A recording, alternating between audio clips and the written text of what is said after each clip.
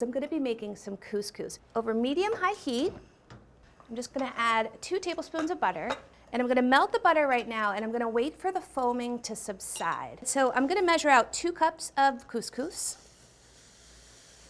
All right.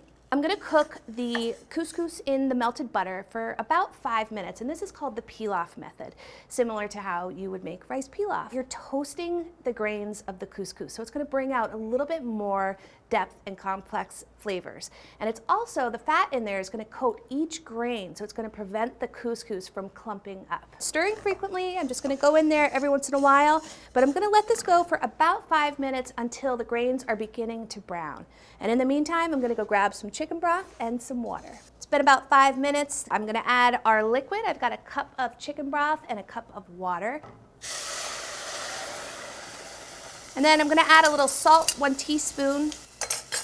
And I know I said this is the easiest recipe because that was the hardest part of the recipe. Whew, stressful. Cover the pan, move it off heat, and let that sit for 7 minutes. That's it. It's going to finish cooking while it's sitting there. Oh yeah. Add the extra parsley from earlier. It's not super clumpy again because we used that pilaf method. Now I'm going to get some of that couscous. Oh my goodness. I'm trying it now.